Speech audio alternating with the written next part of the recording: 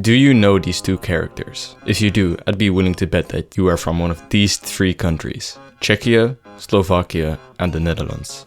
This is Pat, and this is Matt, and these are Dutch cultural icons, made proudly in an iconic place: Communist Czechoslovakia. Wait, hold up. So, yeah, the year is 1976. To get his mind off of whatever the fuck is happening outside in the totalitarian state that the country is, Lubomir Benish and Vladimir Zhirinek created two silent egghead characters, Pat and Matt. Inspired by human stupidity and everyday society, where basic products were low quality as the companies who made them were state controlled, which made them have little to no competition, as there was no need for that. Plus the shortages of goods. Yeah, this created a sort of do-it-yourself culture, where due to the planned economy and the state-controlled companies' lack of quality products, people had to make their own makeshift items and make do with what they have. A good example of this is the iconic hanging carpet on walls, where because of the low quality of the housing, which were not isolated well, people hung their carpets on the wall, as they were warm and kept the heat in. Western Europeans buy, Eastern Europeans make do. But back on topic. The series revolves around the two doing futile tasks, where each episode ends in a complete catastrophe, or an absurd machine. The humor is primarily done through the absurdity and the slapstick moments between the two characters. So when TV broadcasters saw a child-friendly, stop-motion, non-political 5 to 10 minute runtime, no dubbing or translation needed, it was a pretty easy sell.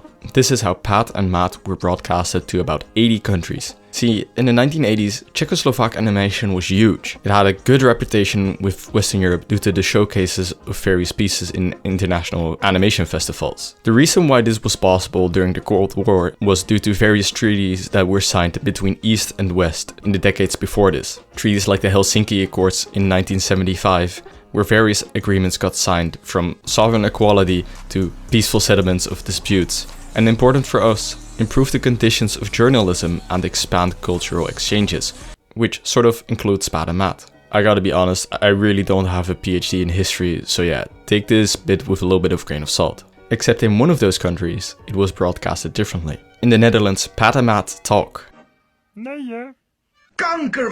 Originally broadcasted in 1982 under the name Do It Yourself, the series was not a success. So in 1984, where a bunch of stuff happened, which isn't really important for us to talk about, which resulted in a longer time slot to broadcast TV kid shows. And yeah, this is a children's show I'm talking about, don't worry about it. The man who was in charge of this time slot, Bernie Boss, decided on a few things. There was gonna be a few changes. The bald motherfuckers were gonna have dialogue in Dutch, so that young viewers watching the series knew what was happening. The series would rename to Neighbor and Neighbor and refer to themselves as such. And number 3, there's no 3. It's incredible how much just adding voices did for the show. Now obviously it's not nothing, since you gotta pay the voice actors, edit way more and whatnot. And at this point, I think the series encapsulates Dutch culture of directness and still staying optimistic when things are looking down. Even though Pat and Matt can't swear because obviously it's a kid show, well, they let it rip sometimes and get censored afterwards. They say these minced oaths, which I only discovered now that's a word. Absurdity of what's even happening at any given moment, the stubbornness to not give up, and the wording is just a perfect mishmash of everything. Pat and Matt became Dutch cultural icons by representing Dutch culture using slapstick humor and dialogue where it would be fun to watch for all ages. Theater shows, books, merchandise, street art, probably the best show to learn Dutch, meet and greets. Just call anonymously. You call anonymously! I can't. They know me. They know my voice. They'll know me. Please, you gotta do it for me. I'm begging you. You'll have a hard time finding someone in the Netherlands that doesn't know these characters. One of the big parts which makes this even happen is that the voice actors improvise everything. Here's a little excerpt of what they had to say about the series. Toen we in het begin die filmpjes inspraken, toen konden we niet meer dan 4 filmpjes op één dag. Ja, oké. Want dan waren we zo melig. Ja, als je op een gegeven moment zo melig bent dat je alleen nog maar om elkaar moet lachen tijdens het inspreken, dan ja, kan je wel doorgaan, maar dan komt er niks. So why, if the Dutch voiceovers were so successful, didn't other languages try dubbing the characters? It was actually tried. After looking into a little bit more, I found out that there's actually a whole story to this, which I'll try to explain shortly. According to this YouTube comment, apparently this episode was made specifically for American audiences. However, the broadcasting rights and the copyright rights were all over the place, so this plan just fell through. This episode eventually was found in South Korea of all places and was shared online. Currently, this episode is on the official Pat and Matt YouTube channel, which it feels really weird having these characters speak English. Because of how old this information actually is, I can't really verify it, and I gotta be honest, I'm not going down a rabbit hole of copyright laws and broadcasting rights just to find this out. Talking about copyright, I actually got hit by it by just showcasing this episode. The copyright owner, AQS, still allows me to use the footage, but they're just gonna take all of the money from this video, which I don't really make money, but I really don't want to take any chances. The voices do sound very forced and obviously don't have the same charm as the Dutch voices. Oh, no. You're really missing the Dutch-like minced oaths and just almost the general realness in the Dutch voices. Oh jee, daar zitten we nou. Lijkt naar die 53 wel. There are some other English dubs on the internet, but the credibility of these not being fan dubs is something I don't really want to bother with. But is it even any good? The older seasons are definitely my favorite. They definitely changed up how they handle most episodes to be more applicable to child audiences. Old episodes had more slapstick to them. Pat and Matt would literally fall 300 meters and be okay. Obviously, showing characters in dangerous situations is not that well liked by parents and TV executives, so this definitely changed because of that. Only really figured this out while editing that in older seasons they would literally create things like concrete and glue with eggs and flour and whatnot. They probably changed this to stop kids from recreating what they do, or this could have also changed because the economic situation in Czechia and Slovakia was getting better due to the collapse of the Eastern Bloc and the Soviet Union. Or I could also just be looking into it a little bit too much. I'm not entirely sure, and I just really love the older seasons because of the nostalgia as well. Either way, the new episodes are fun to watch, but you can tell that they were changed by the fame. Older seasons were set in the roughest of commie blocks and the hoods in bumfuck nowhere. Now they live in detached houses with backyards that are big as fuck.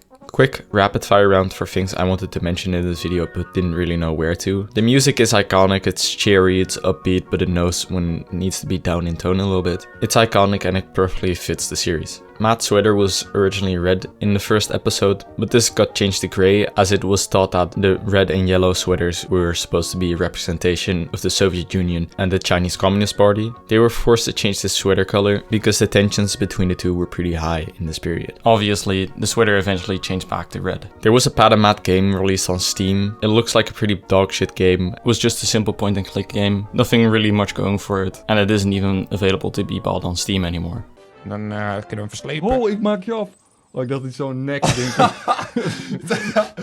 Zo'n bedreiging. Ja. Are they gay? I personally don't really care. It would be really funny if they were gay because it's a Dutch series and all Dutch people are gay. But I personally just believe that boys will just be boys. And apparently in Iceland, they also aired the Dutch dub. My Icelandic friend told me this and I assume he isn't lying. He also thought that what they spoke was gibberish instead of Dutch, so... Oh, and I almost forgot their iconic gesture. Nou, how you do? Sometimes I do actually hear people say it in real life when they finish something, which is really funny, and it just means that's that or it is done. One last thing I gotta say is that it's kind of hard to find information about such an old series, so I couldn't really cover everything, nor do I really think that everything I covered was 100% to the T correct. So sorry for spreading misinformation in advance. As well as if you're interested in actually watching the episodes, they're all on YouTube and the Dutch dubs do have English subtitling. Not for all of them because they're definitely a hassle to make. So you'll only have about the first few episodes with subtitling and then you won't have it after. I would also recommend watching this video about the Pat and Matt iceberg. It has 3 parts and it's also made by a Dutchie and it's really interesting. I kind of lost myself in these videos while editing and I definitely also pulled a lot of information from these videos. And that's really all I have to say about this. I'm glad the series is still around for newer generations to watch and grow up on it like I did. And you know what, if you want to learn more about the Dutch lore, let me know.